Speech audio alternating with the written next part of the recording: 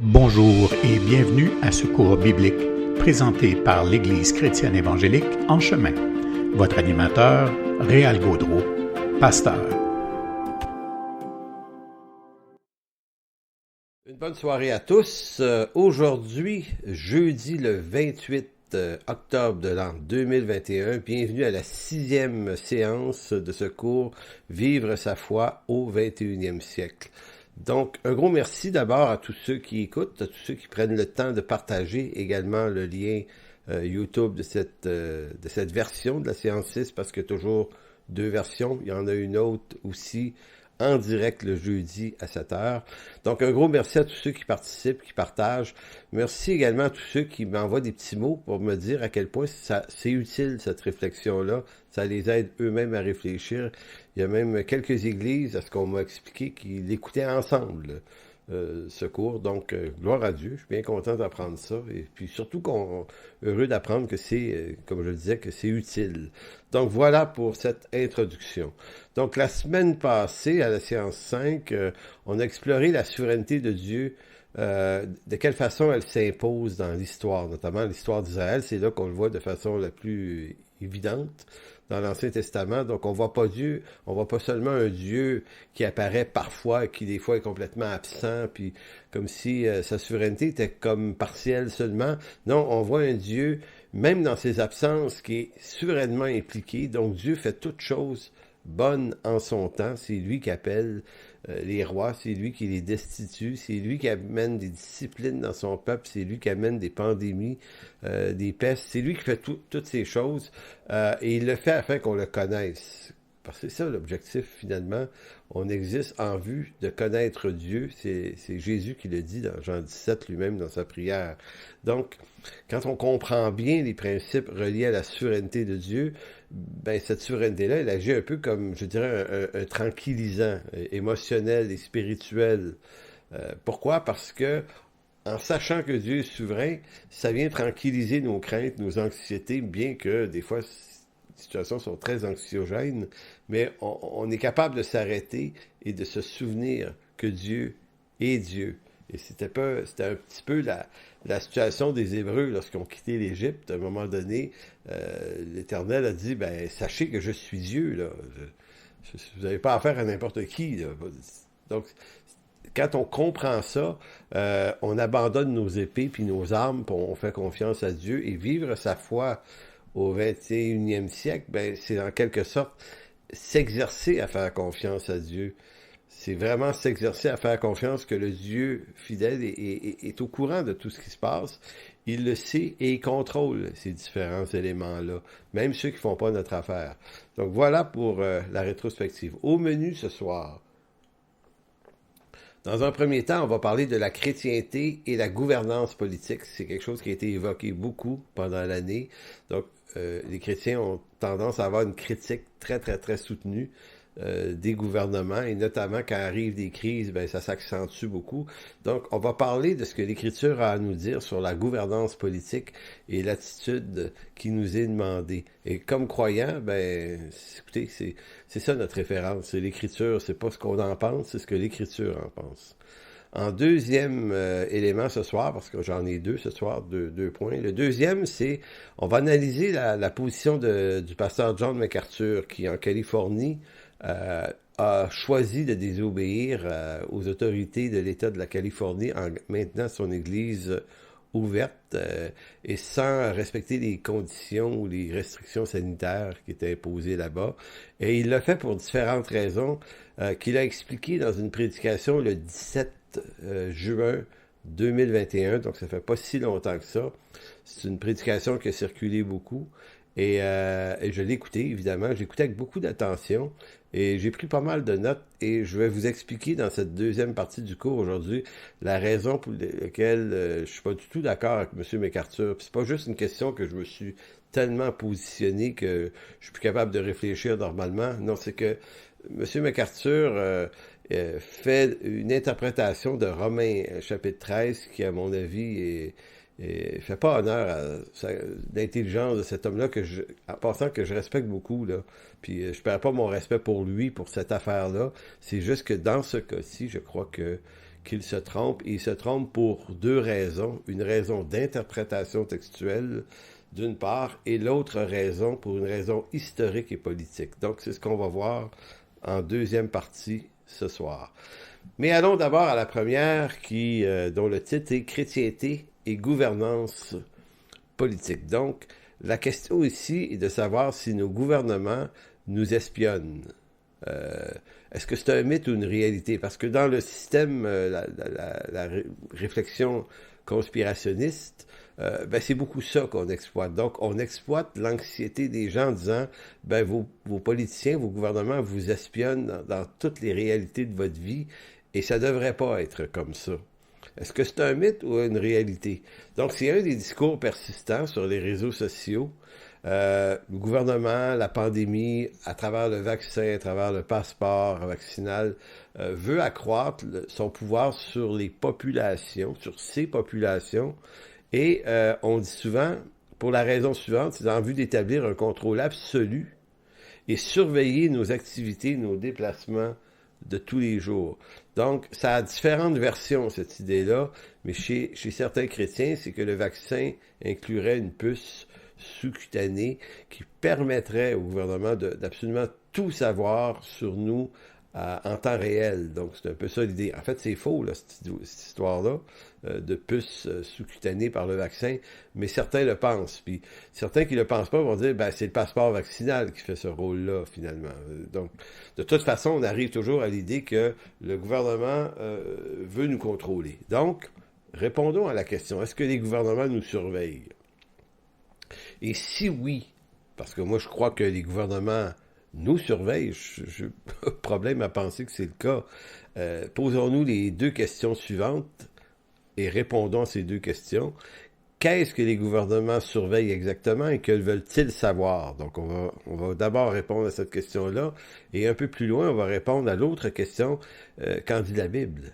La Bible justifie-t-elle ou condamne-t-elle une telle forme de surveillance? Si on admet qu'il y en a une, évidemment. Donc, revenons à la première question. Qu'est-ce que nos gouvernements surveillent? Que veulent-ils exactement savoir? Donc, je vais vous parler ici à partir d'un article paru dans la revue Actualité de novembre 2016. Ça date d'il y a 5 ans. Et j'avais trouvé bien intéressant cet article-là, qui dit « Partout où nous passons, nous laissons des empreintes électroniques. » Que ce soit par des achats avec nos cartes de crédit, nos appels téléphoniques, des textos, des courriels, Google Maps également, quand on se déplace avec ça, ce qu'on fait sur Internet, évidemment aussi. Donc, on vit dans un monde qu'on dit à l'ère du numérique. Donc, si on vit dans un monde à l'ère du numérique, eh bien, s'il y a une certaine surveillance qui s'exerce, elle va forcément être numérique. Maintenant, est-ce que là, c'est une réalité? Vous le savez. Et vous-même, vous vous êtes branchés vous-même. Vous êtes dans l'ère numérique, donc vous avez tous des téléphones, puis des ordis, puis des portables, puis des tablettes, puis et je ne sais encore ce que vous avez, qui fait en sorte que vous vous rendez vous-même traçable. Maintenant, est-ce qu'on vous l'impose? Est-ce que le gouvernement vous l'impose? Non, vous pouvez ne pas en avoir de téléphone, puis vous pouvez ne pas avoir d'ordinateur, puis vous pouvez décider de vous acheter une bicyclette, puis vous arranger avec ça. Ça vous regarde. Cependant, on vit dans une période du temps, donc écoutez, c'est un peu comme au début du 20e siècle, quand les voitures sont arrivées. Il y a des gens qui étaient réfractaires à l'idée de s'acheter une automobile, ils préféraient continuer en cheval, mais bon... À un moment donné, tout le monde s'achète une voiture, puis tout le monde dit, c'est pas si pire que ça. Là. Finalement, c'est correct. Se promener en auto, c'est même efficace. Donc, c'est un peu la même démarche. Maintenant, évidemment, comme pour la voiture, ce qu'on n'avait pas évalué tout à fait, c'est que ça polluerait beaucoup. Hein? C'est une solution qui est devenue un problème. De l'ère du numérique, c'est un peu la même chose. C'est une solution, c'est une efficacité, travailler avec des appareils électroniques, Internet avec du rendement, d'une rapidité de communication jamais égalée, mais à la fois, on sait que ça ouvre la porte potentiellement à toutes sortes de formes, je vais appeler ça de l'espionnage, mais évidemment de la forme de surveillance. Maintenant, dans l'article, on dit, si quelqu'un met la main sur ces empreintes électroniques que vous laissez ici et là lors de vos pérégrinations de tous les jours, il peut alors reconstituer votre existence.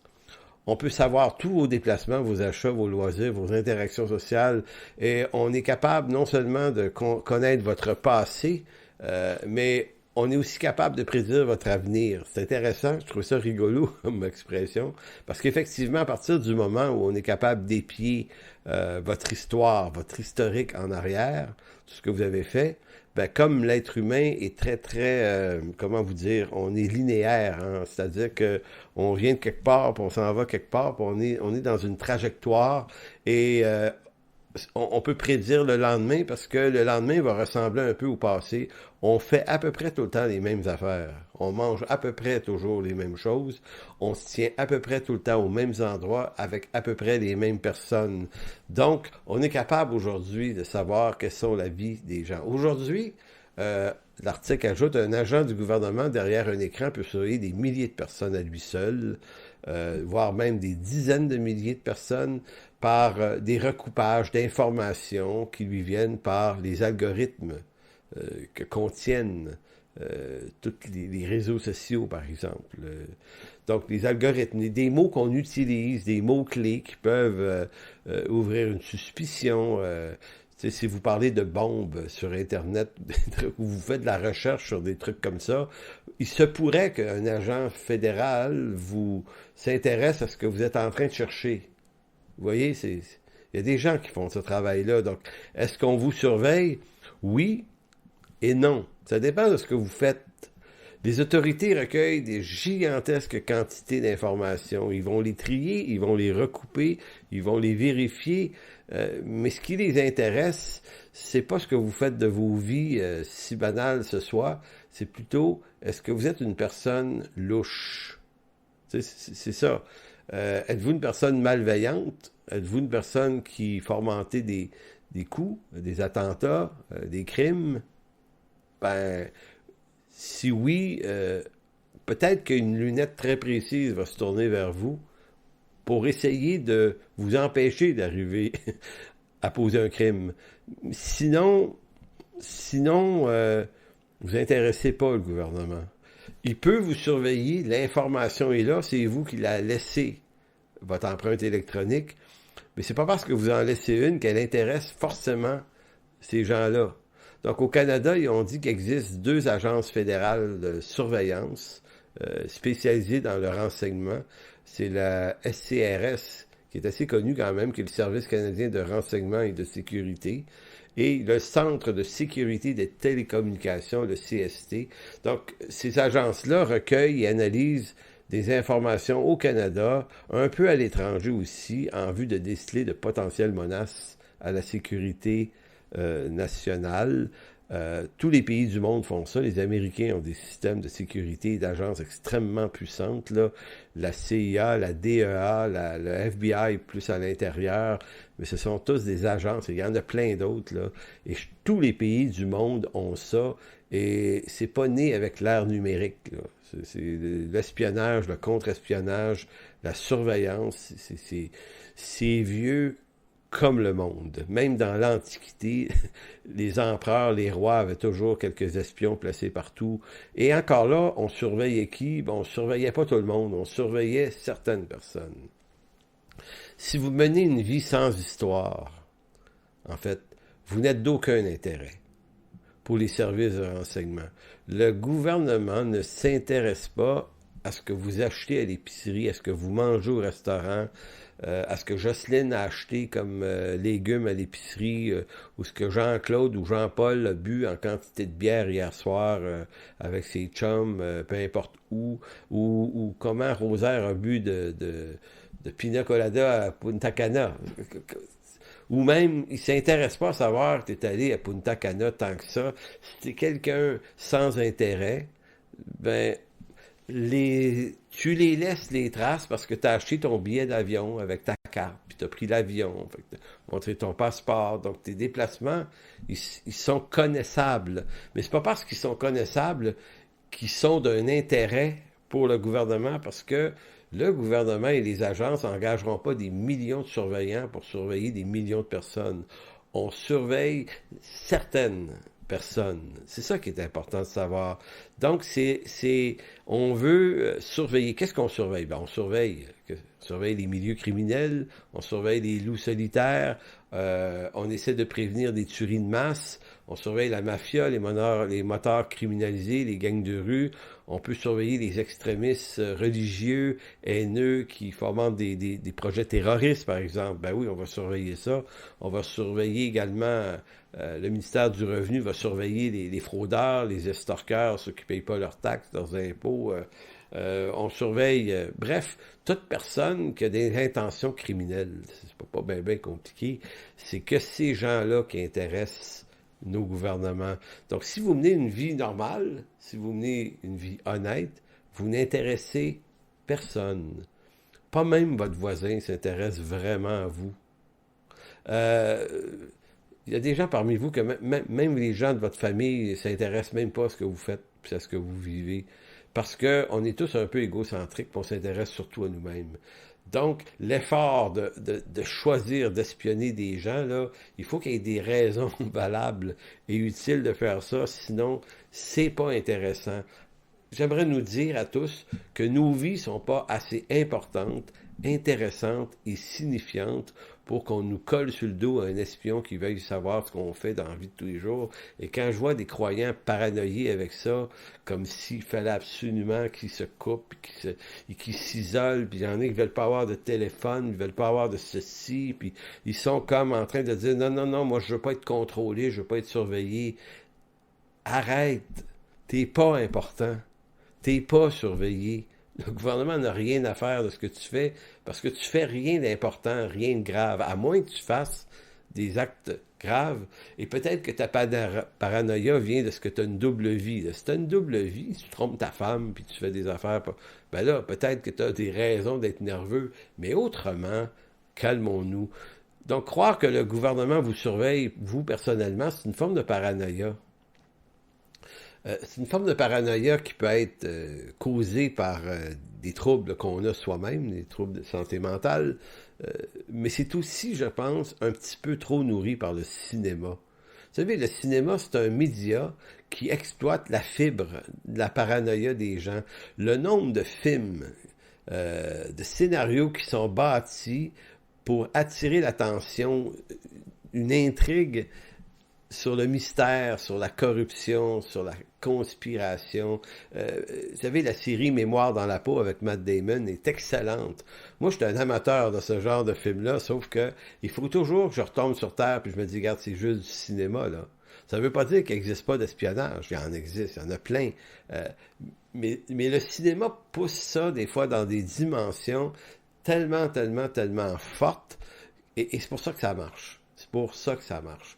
Pour vous donner l'exemple du cinéma, vous savez, des fois, on voit des carambolages, des poursuites policières en ville, avec un carambolage avec 25-30 voitures de police démolies, tournées à l'envers dans les rues, juchées sur des lampadaires, comme si les poursuites policières, ça se passait de même, alors que c'est rarement, mais rarement comme ça. En fait, on voit jamais ça, même dans les grandes villes américaines, là, New York et compagnie. Une poursuite policière, ça se termine sur un coin de rue, on arrête le gars, on l'embarque, on s'en va, puis il peut y avoir quelques pocs dans la voiture de police, c'est pas plus que ça. Dans la vraie vie, c'est ça. Dans le cinéma, c'est 50 voitures détruites. Maintenant, prenez cette image-là, puis transposez-la dans plein d'autres choses, dans le cinéma d'aventure ou d'action. Mais c'est ça. Maintenant, quand on est exposé beaucoup au cinéma, faut être capable de faire la part des choses. Vous savez, Godzilla, ça n'existe pas, là. Les aliens non plus. Vous savez, l'homme araignée n'existe pas. Ben, on rigole en ce moment, là, vous comprenez ce que j'essaie de dire, c'est que faut faire une démarcation. Donc, je reviens à la conclusion de ce premier point-là. On n'est pas assez intéressant pour qu'on vaille la peine d'être surveillé, à moins qu'on soit des gens malhonnêtes. Bon. Maintenant, allons vers ce que le gouvernement connaît ou ne connaît pas de nos vies. Ça m'a été envoyé souvent durant la dernière année, ce genre de questions-là. Oui, mais le gouvernement fait tout ça parce qu'il veut nous contrôler, il nous surveille, puis il veut savoir tout ce qu'on fait. Donc, qu'est-ce que nos gouvernements ignorent réellement? qu'est-ce que le gouvernement ignore à ton sujet? En fait, la vérité là-dessus, c'est que le gouvernement en sait mieux que toi-même sur ta propre vie. Le gouvernement n'est pas en recherche d'informations tant que ça. Parce que toutes les informations sur ta vie, il les connaît, puis il les connaît mieux que toi. Donc, il connaît la date et l'heure de ta naissance. Il connaît le nom du médecin accoucheur. Il pourrait te dire le nom de sa femme, le nom de ses enfants, le nom de ses parents, le salaire qu'il a gagné l'année où tu es né. Écoutez, moi, j'ai pas travaillé, mais à l'université, j'ai fait un peu de recherche dans un dépôt d'archives à Chicoutimi. J'avais un cours qui nous apprenait à manipuler des documents d'archives. Et c'est là que j'ai compris que tout ce qui se passe est noté. Donc, moi, j'avais fait un travail sur un notaire qui s'appelait le notaire Bossé à Chicoutimi, qui a vécu il y a 150 ans. Et en quelques heures, je savais tout de lui. Je savais où il travaillait, l'adresse de son bureau, l'adresse de sa maison. Je pouvais tout savoir ça, le nom de sa femme, ses enfants. Et il n'était pas dans l'ère du numérique, là, lui. Là. Il était dans l'ère du crayon à mine. Là. Tout est noté, on laisse des traces. C'est pas anormal, c'est pas normal, c'est comme ça que ça fonctionne. Grâce à ça, on est capable de reconstruire l'histoire passée à cause des documents d'archives. Donc, c'est la même chose aujourd'hui. Que l'empreinte soit au crayon à mine ou que ce soit une empreinte électronique, c'est une empreinte pareille, on peut reconstituer l'histoire de la vie de tout le monde, de leur naissance à leur mort. Donc, le gouvernement connaît mieux que toi toutes les fois que tu as été hospitalisé ou que tu as été à l'urgence ou tu as reçu des traitements médicaux ou qu'on t'a prescrit des médicaments. Il le sait parce qu'à chaque fois que tu as fait ça, tu as montré ta carte soleil au Québec, là, ta carte d'assurance santé. Ben oui. Il connaît mieux que toi tes résultats scolaires. Te souviens-tu de ta note finale en secondaire 4 en mathématiques, par exemple? T'en souviens pas, hein? Le gouvernement a des traces de tout ça. Il sait c'est qui était le prof. Il pourrait dire c'était qui tous les autres étudiants qui étaient dans ta classe. Ça a été complètement noté. Il connaît également le jour où tu as eu ton permis de conduire. Le nombre de voitures que tu as eu, le nombre de billets de contravention que tu as eu, à qui tu l'as vendu, de qui tu l'as acheté. Il connaît la date exacte de ta première job à vie. Moi, je m'en souviens pas. Je me souviens de ma première job, là. J'avais 15 ans, mais quelle date? Aucune idée. Il peut te dire le salaire que tu as eu cette semaine-là et combien a été prélevé d'impôts sur ta paye cette fois-là. Comprenez-vous ce que j'essaie de dire? J'essaie de dire que si vous dites, oui, mais il veut m'espionner, puis il veut contrôler, puis il veut savoir les détails de ma vie, ben mon pauvre toi, il le sait déjà, puis il le sait mieux que toi encore. Donc, en quelque sorte, il n'y a pas de combat à faire avec ça. Sinon, on va vivre en forêt. Et les plus grands paranoïaques du dernier siècle, c'est ce qu'ils ont fait, puis ils ont mal fini. Je veux dire, ils essayaient d'être complètement coupés du monde, comme si ça pouvait marcher. Puis j'ai connu des gens, moi, qui se sont donné des vies pour essayer de se rendre les moins surveillés possibles. Et quand je regarde leur vie, ben, j'aurais envie de leur dire, mais ta vie n'est pas intéressante tant que ça, là. Il n'y a personne là, qui s'intéresse à savoir qu'est-ce que tu fais. Google Maps aussi, hein, vous utilisez ça. Moi, je reçois un rapport à chaque mois de tous les déplacements. Même si je n'utilise pas Google Maps, à cause de mon téléphone, ça me dit que je suis allé à tel endroit, telle date, telle heure. Donc, le gouvernement, c'est tout. Il connaît la marque de ta guitare, si tu en as une, de ton piano, de ton réfrigérateur, de ta voiture, de ta tondeuse. Il sait que tu as mangé des sushis il y a 2 jours parce que tu es allé les acheter. Fait que il sait que tu as mangé ça. Puis... Donc, qu'est-ce que le gouvernement veut savoir qu'il ne sait pas déjà? C'est ça la grande question. Donc, l'autre question, c'est est-ce que la Bible justifie que le gouvernement puisse nous surveiller? Eh bien, vous serez étonné d'apprendre que si on reprend Romains 13, tournez dans Romains 13, ben l'apôtre Paul le dit, ça. Il va dire Romains 13.1 que tout homme se soumette aux autorités supérieures, car il n'y a point d'autorité qui ne vienne de Dieu, et celles qui existent ont été mis en place par Dieu. Donc, que tout homme, pas quelques hommes, mais que tous se soumettent à ces autorités, parce que toutes ces autorités-là viennent de Dieu, c'est clair. C'est pourquoi celui qui s'oppose à l'autorité lutte contre une disposition établie par Dieu, et ceux qui sont engagés dans une telle lutte recevront le châtiment qu'ils se sont eux-mêmes attirés. En d'autres mots, puis c'est la version sommaire ici, en d'autres mots, Paul, ce qu'il est en train de dire, c'est que c'est Dieu qui le veut, ça, ce système-là.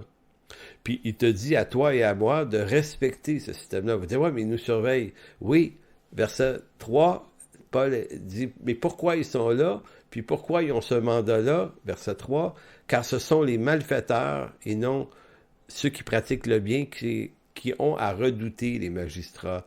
Tu ne veux pas avoir peur de l'autorité, mais il dit, fais le bien et l'autorité t'approuvera, car l'autorité est au service de Dieu pour ton bien, mais si tu fais le mal, redoute-la, et ainsi de suite. Donc, quand on lit ce texte-là, on est curieusement placé devant la perspective où l'apôtre nous dit, ben, c'est une institution divine.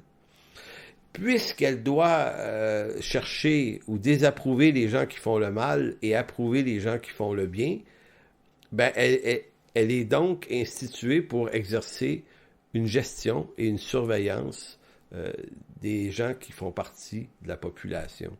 Mais Paul le dit, c'est les gens qui font le mal qu'elle surveille. Si toi tu fais le bien, il dit, tu n'as pas à avoir peur de l'autorité et vous vivez ça dans la vie de tous les jours. Vous n'en avez pas de problème. Vous n'avez pas de problème avec l'État et la police ou les autorités en place si vous faites ce qui est bien, si vous payez vos impôts puis vous vivez comme un citoyen responsable. Il n'y en a pas de problème. Vous en avez pas, je suis certain que vous n'en avez pas de problème. Donc, mais si vous faites le mal, vous en avez. Donc, c'est un texte qui est assez éclairant. Le principe est clair. Dieu donne au gouvernement ce mandat, ce pouvoir de punir les gens qui font le mal et de gérer le chaos engendré par la chute. Et il nous dit, ben, celui qui s'oppose à ce système-là, donc à l'autorité, ben, il lutte contre une disposition que Dieu a établie. C'est tellement clairement dit. Et ceux qui sont engagés dans une telle lutte recevront le châtiment qu'ils se seront attirés. Et le châtiment risque de venir par ces autorités-là. Et si on est un peu paranoïaque, on va dire, ah, ça vient prouver qu'ils nous surveillent puis qu'ils veulent nous contrôler. Non, ça veut juste montrer que tu es quelqu'un qui sort de la marge du bien. Parce que si tu fais le bien, t'es d'aucun intérêt. En fin de compte, si nos réactions face à ce système d'autorité en période de crise, c'est très, très révélateur de la qualité de notre foi et de notre confiance en Dieu. Est-ce que le gouvernement a le devoir d'exercer cette surveillance suffisante? Ben moi, je crois que oui. Dans les limites, évidemment, où les points de rupture qui sont en rapport avec nos valeurs chrétiennes ne soient pas renversés. Et je ne crois pas qu'elles l'ont été durant la dernière année. En fait, je vois bien qu'elles ne l'ont pas été. Certains pensent que oui, mais on va regarder ça dans l'analyse de M. John MacArthur dans 2 minutes. Maintenant, si le gouvernement a reçu ce mandat-là et il le fait, ben il le fait bien. Et si il n'exerce pas une autorité qui renverse les points de rupture que l'Écriture prescrit, eh bien, on ne devrait pas se tracasser avec ça et on devrait même prier pour eux, comme c'est suggéré dans l'Écriture, parce que on veut que ça fonctionne. Vous savez, moi, j'ai des amis haïtiens en ce moment qui sont troublés par ce qui se passe à Port-au-Prince. Pourquoi? Parce que le gouvernement a été complètement déstabilisé là-bas. Et on voit ce que ça donne. Quand un gouvernement est déstabilisé, le mal l'emporte. On n'arrive plus à restreindre le mal.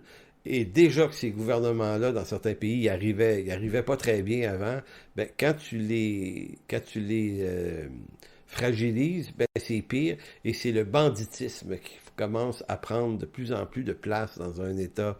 Vous voulez pas aller là, ben, en ce moment, même si vous aimez ce pays, Haïti, les missionnaires ont de la misère à s'y rendre parce que c'est devenu trop dangereux. Donc, le principe que Paul amène dans Romains 13 est complètement pertinent. Donc, dire oui, mais ça ne s'applique pas en ce moment, ben, si vous dites ça, vous y allez de votre propre jugement arbitraire. Voilà pour ça. Deuxième point, analyse de la prédication de John MacArthur sur Romains 13, donnée le 17 juin de l'an 2021. Vous allez trouver sur YouTube cette prédication-là, si vous voulez l'écouter, là. Donc, selon MacArthur, la situation actuelle serait un test que le gouvernement nous fait passer en vue de vérifier si les églises américaines sont prêtes à faire face à des vents contraires. Donc, lui, c'est ce qu'il prétend. La pandémie est un test. Le gouvernement teste les églises. Selon MacArthur, les églises qui échouent ce test sont celles qui acceptent de fermer leurs portes pendant le confinement. Et il dit, et celles-ci, puisqu'elles échouent ce test, elles échoueront assurément lorsque des temps plus difficiles se présenteront, éventuellement prochainement. Mais aussi, dit-il, les églises qui ont refusé de fermer leurs portes sont celles qui passent heureusement le test de Dieu et elles se tiendront debout le jour où les persécutions se présenteront. Je suis au moins d'accord avec deux éléments dans le discours de MacArthur ici. C'est que la pandémie est effectivement un test, mais pour moi, elle n'est pas un test de résistance, mais un test de foi. Dans quelle mesure nous faisons confiance à notre Dieu à la manière des héros de la foi? Pour lui, le test, c'est de résister. Donc, on est d'accord sur le test, mais pas sur les raisons du test. L'autre point qui me rend d'accord avec lui, c'est que je fais partie effectivement de ceux qui croient qu'il y a des temps difficiles qui s'en viennent. Je l'ai dit souvent, on est à l'aube, le christianisme recule, il y a des persécutions qui se présentent, mais les persécutions sont reconnaissables par les points de rupture que je vais énumérer un petit peu plus loin. Mais pour l'essentiel, je suis pas tout à fait d'accord avec M. John MacArthur, malgré tout le respect que je peux avoir pour cet homme-là. Donc, si on reprend un peu une partie du texte, je vais vous expliquer son raisonnement. Lui, il se sert de Romains 13 et de 1 Pierre chapitre 2. Donc, ce qu'il fait dire à Romains 13, c'est que c'est comme si Paul expliquait le principe de l'autorité des gouvernements doit absolument approuver les gens de bien à la manière, c'est comme s'il disait, il faut qu'ils le fassent à la manière chrétienne. Donc, les gens de bien, c'est les croyants ou les gens qui ont une morale chrétienne, bien qu'ils ne soient pas chrétiens. Et le mal, ce sont toutes les valeurs néolibérales d'aujourd'hui, homosexualité, avortement, tout ça. Et comme si, aujourd'hui, le gouvernement autorisant ces pratiques-là, il ne restreint plus le mal et il n'est plus en train d'approuver les gens de bien. Voyez-vous, c'est un petit peu ça, son raisonnement. Donc, il va se servir également de 1 Pierre 2. 1 Pierre 2,13 qui dit « Soyez soumis à cause du Seigneur à toute autorité établie parmi les hommes, soit au roi comme souverain, soit au gouverneur comme envoyé de Dieu pour punir les malfaiteurs, mais aussi approuver les gens de bien. » Moi, tout à l'heure, je vous faisais savoir que si vous êtes une personne de bien, croyant ou pas, ça n'a pas d'importance, si vous êtes quelqu'un qui ne contrevenez pas aux lois de l'État, vous n'en aurez pas de problème. Mais si vous êtes un malfaiteur, vous risquez d'en avoir. Donc, Pierre dit à peu près la même chose que Paul. Mais de la façon dont M. MacArthur récupère les textes, pour lui, c'est comme s'il disait, ces gouvernements-là doivent avoir, en quelque sorte, des valeurs correspondant aux valeurs chrétiennes pour qu'ils soient légitimes. Et c'est là qu'il se trompe. Les royautés du temps des apôtres étaient des royautés profondément païennes, qui étaient immensément plus corrompues qu'aujourd'hui. Donc, si on comprend historiquement ce qui se passait du temps où Paul et Pierre ont écrit ces textes, eh bien, le raisonnement de M. MacArthur tient pas tout à fait la route. Donc, comment on doit comprendre ces textes et comment on explique l'erreur de M. MacArthur? Donc, MacArthur affirme qu'à la lumière des textes de Paul et Pierre, le gouvernement trouve sa légitimité devant Dieu seulement s'il restreint le mal et s'il approuve les gens de bien. Mais à la manière arbitraire que M. MacArthur a de définir ce qui est le bien et le mal. Or, dit-il, puisque le gouvernement américain défend la culture et les valeurs libérales, homosexualité, avortement, mariage gay, transgenre, il va dire, il réduit les peines des criminels, il laisse les criminels en liberté, il y a du copinage, il y a de la corruption. À cause de ça, il ne répond plus au mandat que Dieu lui donne dans Romains 13 et dans 1 Pierre chapitre 2. Maintenant, on dit, Je suis certain qu'il y a des gens qui vont dire, ben oui, ça fait du sens. Si c'est une institution qui a été donnée par Dieu, elle doit répondre au dessein de Dieu. Vous savez, c'est ça le raisonnement. Lorsque l'intention de Dieu pour les gouvernements est corrompue, dit-il, ben là, il dit, si le gouvernement ne fait pas les choses comme on pense qu'il devrait les faire à la lumière de l'Écriture, lui, il classe le gouvernement comme étant un ennemi de Dieu. Il va utiliser beaucoup de textes pour y arriver, mais notamment 1 Jean 5, 19, qui dit « Nous savons que nous sommes de Dieu et que le monde entier est sous la puissance du malin. » Donc là, ici, M. MacArthur se lance dans une diatribe assez intense. Il va citer beaucoup de textes de l'Apocalypse, de Daniel, des prophètes, partout. Il va aller chercher tous les textes qui nous disent à quel point ce monde est mauvais et ses dirigeants le sont, étant donné qu'il a une posture prémillénariste, dispensationaliste. Ben encore là, il va chercher toute la question de l'antéchrist qui s'en vient, le big monster qui s'en vient avec tout ça. Voyez-vous, c'est un peu tout ça. C'est sûr que son allégeance prémillénariste est teinté dans son discours, puisque les gens qui adhèrent à ça regardent toujours les événements en fonction de ce qui s'en vient. Puis pour eux, ce qui s'en vient, c'est pas juste le retour du Seigneur, c'est tout un ensemble d'événements qu'ils ont savamment construits sur un ensemble de textes. Et là, je vais pas rentrer dans ça. J'ai déjà fait une série sur Apocalypse, sur l'eschatologie l'an dernier, qui se trouve sur mon blog. S'il y en a que ça intéresse, vous allez trouver ça là. Mais pour le moment, c'est un peu le problème. Donc, si le monde est si mauvais, si les gouvernements sont si mauvais et s'ils n'appliquent pas la surveillance du mal et l'approbation des gens de bien comme on pense qu'ils devraient le faire, ben il dit pourquoi obéir à des tels gouvernements? C'est ça son raisonnement. Pourquoi on leur obéirait? S'ils agissent contre le peuple de Dieu, on n'a plus à leur obéir. Donc, ils ont agi contre le peuple de Dieu. Et évidemment, on comprend que M. MacArthur est frustré de ce qu'on ait voulu fermer son église. Lui a dit non. Il s'est attiré des ennuis avec la justice. Donc, il se dit, voyez-vous, ils sont contre nous là maintenant. Donc, ce sont nos ennemis. Mais du point de vue des apôtres, et là, ici, très important le point, ce sont les apôtres qui ont écrit ces textes qui décrivent le mal et la présence du diable. Hein? Éphésiens 6.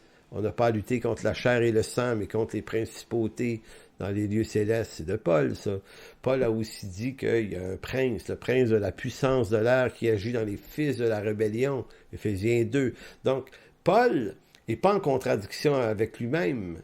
Ce qu'il dit dans la lettre aux Éphésiens ne s'oppose pas néanmoins au fait qu'il nous demande d'être soumis aux autorités. Donc, il y a cette espèce de dualité dans les textes. Oui, le gouvernement, oui, l'homme est corrompu, oui, l'homme est pécheur, est complètement aveugle, ennemi de Dieu, oui, mais oui, il faut des gouvernements, malgré ça, qui vont restreindre le mal. Dieu va s'arranger pour utiliser des gouvernements humains dans sa souveraineté, ça va quand même fonctionner. Les gouvernements arrivent à restreindre le mal, ils ne peuvent pas l'empêcher. Donc, il y aura toujours des problèmes quand même. Mais la question, aimez-vous mieux avoir un gouvernement si on reconnaît qu'ils sont à peu près tous pas mal corrompus? Néanmoins, s'il n'y en avait pas, ce serait 100 fois pire. Donc, du point de vue des apôtres, comme Paul, c'est justement à cause de la corruption, le péché qui vient de la chute adamique, corruption d'ordre démoniaque, si Dieu a souverainement institué les gouvernements. Donc, dans Romains 13, il ne dit pas que les gouvernements, ou il ne dit pas que l'homme n'est pas corrompu, il dit que le moyen de Dieu par lequel on va arriver à contrôler un temps soit peu ce chaos, c'est grâce à cette institution donnée par Dieu à laquelle il nous demande de néanmoins ne pas résister. Certes, ce gouvernement peut devenir un persécuteur de l'Église. Il l'est devenu à différentes périodes de l'histoire, il pourrait le devenir encore, mais ce n'est pas à l'Église de le juger arbitrairement pour autant. Dieu s'en occupe. Et ça, on voit ça dans le livre de Daniel. Les gouvernements qui se sont succédés pendant que Daniel est à Babylone sont des gouvernements tyranniques. Daniel n'a pas touché à ça, il a laissé Dieu agir. C'est Dieu qui a su humilier Nebuchadnezzar au chapitre 4. C'est Dieu qui fait toutes choses. Donc, le rôle du croyant, c'est pas de sortir son épée puis de se mettre à vouloir combattre c'est un combat qui ne nous appartient pas parce que dans la pensée apostolique, les dés sont joués d'avance. Christ est déjà vainqueur. Il l'affirme lui-même dans la lettre, dans l'évangile de Jean. J'ai vaincu le monde. Donc, encore faut-il savoir que Dieu aime ce monde. Dieu veut sauver ce monde. Dieu envoie la bonne nouvelle à ce monde. Donc, la solution apostolique n'est pas une guerre ouverte, une résistance, une désobéissance civile au gouvernement de ce monde, mais le mandat de l'Église, c'est d'annoncer l'Évangile. Et si les gouvernements deviennent tyranniques, et éventuellement ils risquent de le devenir, bien on fera comme les apôtres qui à Jérusalem ont quitté la ville tout simplement. Et s'il n'y a plus de place pour être sur terre, sinon qu'on se fait emprisonner par eux, ben on le fera, on ira, c'est tout. Écoutez, ça serait très ennuyeux d'être là. Mais ce que j'essaie de voir, c'est que les deux discours dans le Nouveau Testament sont présents, et c'est pour ça que 1 Romains 13 et 1 Pierre 2 existent. C'est pour contrebalancer le fait que ce monde est profondément mauvais si Dieu institue des gouvernements. Et autant Pierre et Paul sont d'accord que ces autorités-là viennent de Dieu. Donc, encourager la désobéissance sans que les points de rupture soient atteints implique potentiellement un danger pour ceux qui l'affirment. C'est pour ça que pour moi, c'est important de ramener le discours de M. MacArthur parce que ça me donne l'impression qu'il s'est mis les pieds dans quelque chose de dangereux parce que celui qui s'oppose à l'autorité résiste à l'ordre que Dieu a établi. Et ceux qui résistent attireront une condamnation sur eux-mêmes. C'est Paul qui le dit, là. Je répète encore, bien que ces gouvernements, bien que ces hommes, bien que ces gens appartiennent à une culture corrompue de ce monde, Dieu a établi à travers des gouvernements une institution qu'il nous demande quand même de respecter. Donc, c'est démoniaque, c'est des ennemis de l'Église, combattez-les.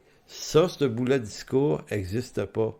Donc, dans cette affaire, MacArthur fait preuve d'un américanisme chrétien, un peu comme si, et ça j'ai entendu ça souvent chez les prédicateurs américains, il faut comprendre, là, les Américains, c'est un peuple qui a été fondé par des croyants, qui s'est bâti sur des valeurs chrétiennes, et on a fini par faire un amalgame entre christianisme et l'État. Vous savez, aux États-Unis, le président doit porter allégeance sur la Bible. Vous savez, tout ce décorum-là, là, il faut que ce soit un peu chrétien, cet organisme gouvernemental-là, avec toute la fierté, le drapeau, même dans les églises, on rend allégeance à Dieu et au drapeau américain. Les Américains se sont enfoncés dans quelque chose où ils ont fait de l'État un appareil chrétien. En tout cas, ils l'ont sublimé, cette intention-là. Et à partir du moment où les gouvernements américains s'éloignent de cette culture, là, on sent une grande nervosité chez des prédicateurs comme MacArthur. Et là, on dit, oui, mais là, c'est la bête, là, c'est l'Antéchrist qui s'en vient.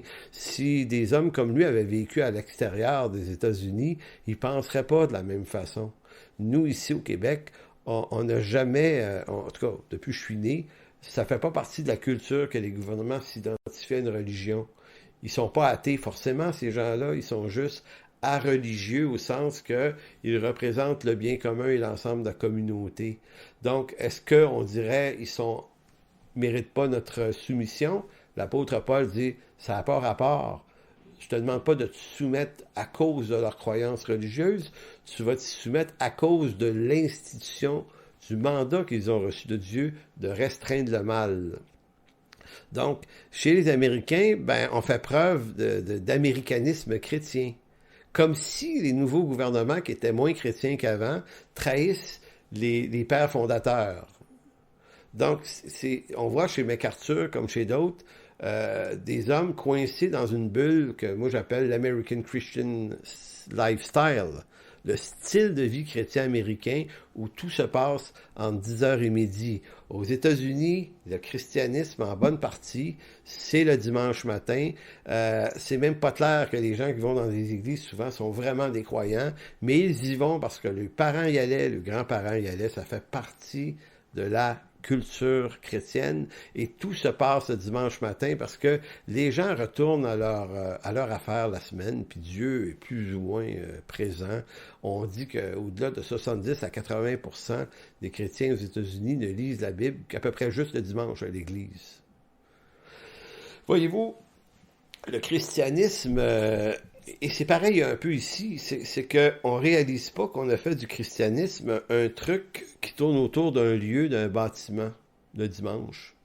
Et la COVID, c'est ça qu'elle est venue ébranler, puis c'est ça qu'elle est venue mettre en lumière, c'est qu'on a beau tous dire que l'Église n'est pas un bâtiment, que finalement, c'est quand même pour nous dans le bâtiment que ça se passe, et si on nous dit « ferme ton bâtiment pour une couple de mois, vis ta foi autrement, là, parce que là, on veut combattre un virus », ben, si on résiste à ça, on est en train de dire « OK, on est en train de dire, de contredire l'idée que l'Église est devenue un bâtiment. » Donc, pour convaincre sa congrégation, MacArthur utilise toute une panoplie d'histoires, mais ça, je l'ai dit tout à l'heure, il va chercher tous les textes d'Apocalypse qui sont possibles, et il va en venir à nous dire qu'à travers ces textes-là, comment se sont articulées les persécutions dans le temps passé. Par exemple, comment Daniel et ses 3 amis ont vécu ça. Donc, il va dire, voyez-vous, on voulait les empêcher de prier. Tu sais, Daniel, là, dans Daniel 6, là, on dit, il n'y a plus le droit de prier vers Jérusalem. Donc, stop praying. Il va dire, les apôtres, Paul et Pierre et Jean, dans Actes 4-5, on ne voulait plus qu'ils prêchent le nom de Jésus. Donc, stop preaching. Puis, stop worshiping. Puis, stop singing. Stop hugging. C'est des expressions qu'il utilise. Donc, arrêtez de prêcher, arrêtez de prier, arrêtez de chanter, arrêtez de vous apprécier. Il utilise et il fait cette comparaison douteuse en disant, voyez-vous, la persécution est venue à travers des interdits de prêcher, de prier, de tout ça. Et il dit, quand on a voulu fermer nos bâtiments, là, c'est ce qu'on voulait aussi nous empêcher de faire, prier, prêcher et compagnie. Ah! Voyez-vous, donc l'amalgame, il est douteux parce que c'est faux. On a continué à prêcher, on a continué à prier, on a continué à chanter. Donc, les interdits du gouvernement ne visaient pas la culture chrétienne et ses croyances, elles visaient les modes de rassemblement, tout comme elles visaient les modes de rassemblement dans les cinémas, les théâtres, les autres endroits. Maintenant, vous pouvez penser qu'ils ont mal géré ou plus ou moins bien géré les restrictions sanitaires. Ça, c'est une autre histoire. L'histoire qui nous importe à nous, c'est est-ce que Paul... on doit respecter l'argument de Paul et Pierre de s'y soumettre néanmoins, même si c'est pas parfait, parce que dans leur temps, ça ne l'était pas non plus. Donc, c'est comme si la pandémie, selon MacArthur, était comparable aux grandes persécutions babyloniennes. Comme si les restrictions sanitaires ne visaient que l'Église. Il ajoute qu'aucune autorité humaine n'est absolue et nous devons respect et soumission aux autorités seulement si ces autorités obéissent au dessein de Dieu en honorant le peuple de Dieu. Donc, pour lui, l'Église est en quelque sorte un pouvoir supérieur à celui de l'État. Maintenant, est-ce que l'État a une autorité supérieure à l'Église? Ben, c'est une question de royaume. Dans le royaume de ce monde ici, les gouvernements ont une certaine préséance, moi je crois, mais l'Église, elle, appartient à un autre royaume. Elle est en quelque sorte en terre étrangère. Et les seuls temps où elle va devoir désobéir, c'est lorsque les points de rupture seront atteints. On verra ça tout à l'heure.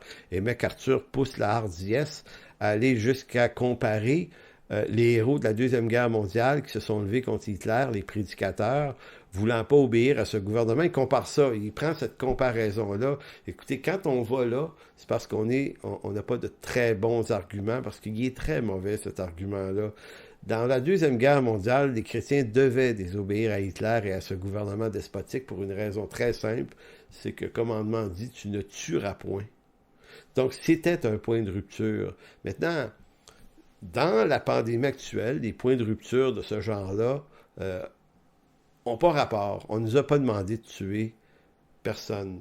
Donc, contexte de l'écriture de Romains 13. Paul a écrit son Romains 13 aux alentours de l'an 56 à 58. L'empereur était Néron, un empereur fou et despotique, comme plusieurs autres d'ailleurs. Certains interprètes essaient de dire que la pensée de l'apôtre sur la soumission à l'autorité de Romains XIII est un principe général, c'est-à-dire une description de ce qui devrait normalement être un bon gouvernement selon Dieu. Donc, je ne sais pas que MacArthur dit ça, là, mais certains le disent. Romains XIII et 1 Pierre 2 décrivent des gouvernements idéaux. Donc, c'est comme si on faisait dire aux apôtres, ils nous expliquent comment ça devrait marcher. Donc, les gouvernements devraient restreindre le mal, approuver les gens de bien au sens évangélique, culture évangélique du terme. Et ça devrait être ça, et quand c'est ça, on leur obéit. Mais, si c'est pas ça, on doit leur désobéir. Il y en a qui poussent ce raisonnement-là, pas MacArthur, mais il y en a qui pensent que c'est ça, mais ce raisonnement-là est faux. Paul parle pas à des gouvernements hypothétiques qui pourraient être là dans l'histoire. Il parle aux Romains. Il va dire que toute personne soit soumise aux autorités supérieures, car il n'y a point d'autorité qui ne vienne de Dieu. Donc Paul parle pas d'un idéal, il parle d'une réalité. Malgré que c'est Néron, ou d'autres, ou Caligula, ou Claude, un peu avant, ça change rien. Ce sont les gouvernements donnés par Dieu. Maintenant, on ne leur obéit pas dans tout, on leur obéit en ce qui concerne un certain nombre de valeurs, et lorsque ces gouvernements deviennent despotiques, persécuteurs, et nous demandent d'aller contre les valeurs clairement de l'Évangile, eh bien là, on peut leur offrir une certaine résistance. Donc, tant qu'à MacArthur, lui, il laisse entendre que Pierre et Paul, dans leur texte de Romains 13 et 1 Pierre 2, vivaient sous les autorités civiles, et il laisse quasiment entendre que les gouvernements du temps de ces apôtres-là, c'était pas si pire. Ils respectaient le mandat divin, donc c'est pour ça que Paul et Pierre a dit, soumettez-vous à eux. Voilà pourquoi MacArthur assume qu'il relève de notre raison arbitraire à nous, de vérifier si un gouvernement est légitime ou pas. Réalisez-vous là, ce que ça devient comme danger.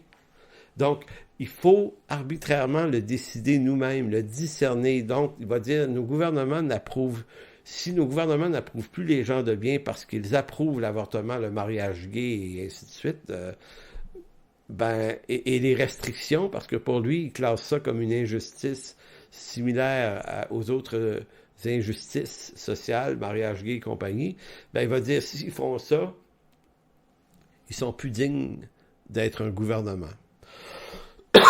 Les apôtres approuveraient-ils le discours de MacArthur? Selon moi, non.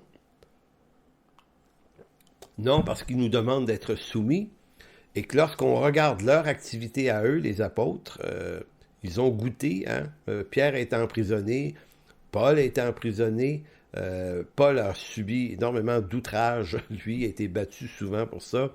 Maintenant, Paul et Pierre ont subi des persécutions à des points de rupture très précis. L'interdit de parler de Jésus, c'est un point de rupture auquel on n'obéit pas, moi le premier. L'interdit de l'existence même de l'Église. Si on nous fermait nos églises, ça serait bien dommage, mais on se cacherait et on continuerait quand même. Si on nous demandait d'avoir des pratiques contraires à l'Écriture, de tuer, de violer, l'idolâtrie, comme c'est le cas dans le livre de Daniel, c'était l'idolâtrie qui était le principal problème, eh bien non, on ne se courbera pas devant des statues d'un président quelconque.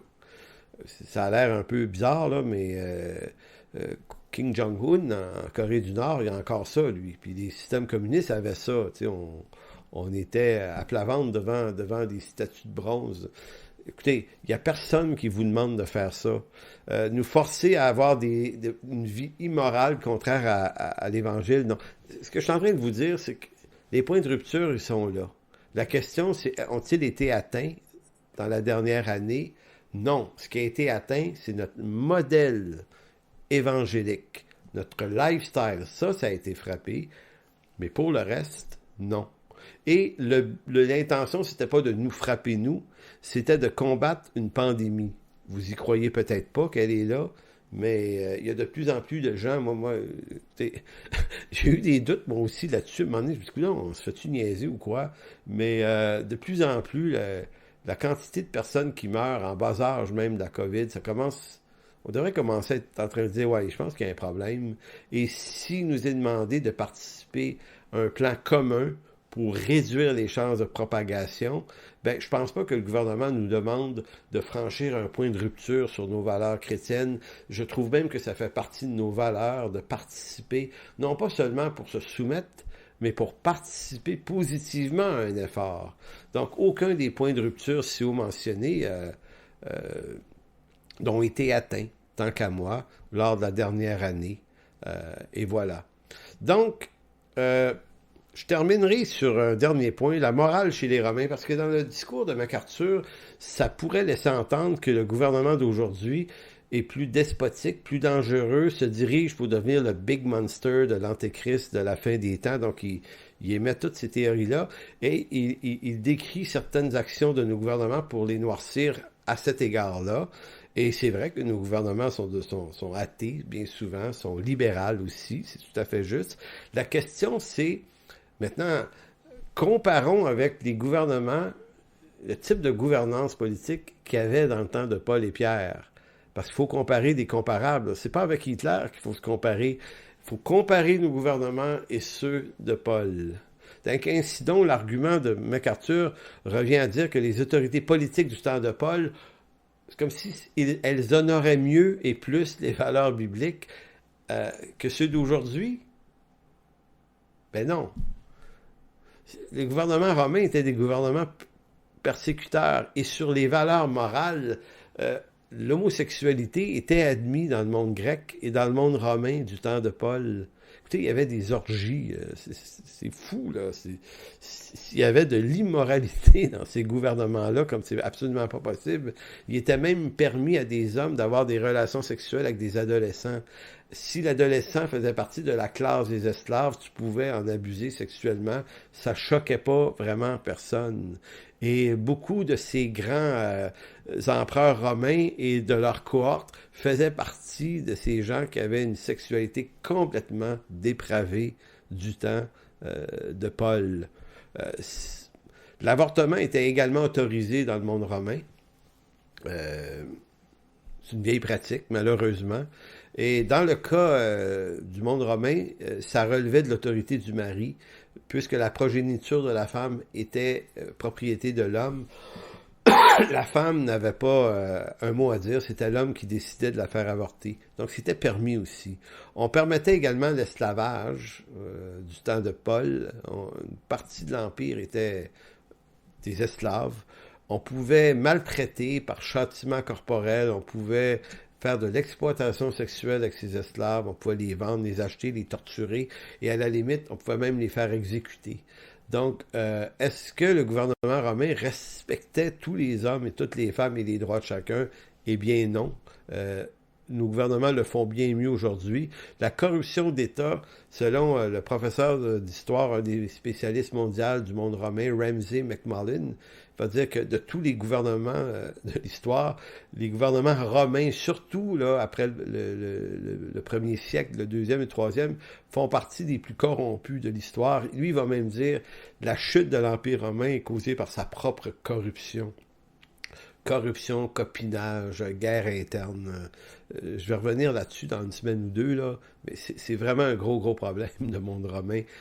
C'est un monde également profondément idolâtre, bien plus qu'aujourd'hui. Les empereurs offraient des sacrifices à toutes sortes de divinités, les dieux le dieu de leurs ancêtres, les dieux de la fécondité, les dieux de la guerre, et imposaient dans certains cas, mais pas tous, le culte de l'empereur, qui était un objet de persécution pour les chrétiens qui s'y refusaient, et pour cause. Les chrétiens disaient, nous, on honore un seul Seigneur, il s'appelle Jésus. C'est le Seigneur au-dessus des seigneurs comme César. Donc ici, il y avait un point de rupture. Les chrétiens ont eu beaucoup de problèmes. Donc, en d'autres mots, ce que je suis en train de vous dire, et je conclurai là-dessus, c'est que le monde romain du temps de Paul, le monde de la gouvernance du temps de Paul était beaucoup plus pire que nos gouvernements aujourd'hui. Donc, je ne veux pas blanchir nos gouvernements d'aujourd'hui. Je veux juste dire que par rapport aux Romains, ils sont quand même pas pires. Ils sont quand même pas si pires que ça. Maintenant, si Paul a demandé aux chrétiens de son temps d'honorer ses autorités, bien, à plus forte raison, on doit le faire aussi. Ce que je crois, moi, concernant le discours de M. MacArthur, c'est, et là c'est fort ce que je veux dire, c'est, je vois pas qu'il défend tellement les valeurs de l'Évangile ici, je crois plutôt qu'il défend un modèle. Le modèle nord-américain des églises, le lifestyle, le dimanche matin, Grace to You, se réunit dans une grande, magnifique chapelle. Beaucoup d'autres le font aux États-Unis. Et comme ça a été ça, c'était ça qui a été visé par la pandémie, ce style de vie chrétien, eh bien, ils prennent mal parce que, évidemment, je me mets à leur place, il y a beaucoup à perdre financièrement, de toutes les façons possibles. Là, sa pandémie-là a été très, très difficile pour les grandes églises et c'est malheureux. Mais en même temps, est-ce qu'on est capable de voir ce que ça vient mettre en lumière dans ce qu'on est en train de défendre? Donc, c'est pas en brandissant des pancartes parce que nous, on va maintenir notre style de vie quand même, on va se réunir quand même. Certains vont dire, ouais, peut-être que c'est vrai ce que tu dis, ouais, mais il y a quelque chose qui s'en vient, peut-être que laissons l'avenir amener les choses qui s'en viennent. Ça se peut qu'on se trompe, ça se peut qu'effectivement ça s'aggrave, mais on verra rendu là. Pour le moment, soyons sobres. Donc, en choisissant de ne pas obéir aux restrictions sanitaires imposées par l'État de Californie, MacArthur fait la démonstration que l'Église est, tant qu'à lui, une institution du dimanche. Moi, je crois que l'Église est une institution qui est réelle 24 heures sur 24, même quand on dort, et qu'un peu de créativité fait qu'on est capable de faire autrement pour faire arriver les choses que Dieu a voulu. Fait qu'on n'a pas été privé de prêcher, de prier, de chanter, de louer Dieu, d'aimer Dieu, d'en parler. Il ne s'est pas passé ça. Donc, c'est la raison pour laquelle je m'inscris en faux contre la prédication de M. John MacArthur. Et je terminerai en vous disant que dans 2-3 semaines, ou peut-être avant, j'ai préparé une des capsules sur le fait que l'Occident est en train de tomber en ce moment. Donc, la culture occidentale, qui est une culture magnifique, qui agit depuis les 4-5 derniers siècles, qui s'est installée, qui est devenue dominante dans le monde, et à travers les Américains encore plus au cours du dernier siècle, tout ça, c'est en train de tomber. Donc, on assiste en quelque sorte à l'effondrement d'une civilisation. Maintenant, c'est un fait réel, ça, et je crois que c'est ça qui fait paniquer les chrétiens. On sent bien là qu'il y a un recul civilisationnel en Occident, et la question, c'est comme si on disait, est-ce que le christianisme va survivre à l'effondrement de la civilisation qui l'a porté? C'est une grande question, c'est ce qu'on va voir très prochainement. D'ici là, portez-vous bien. Pour toute information, n'hésitez pas à communiquer avec nous à info@églisesenchemin.com.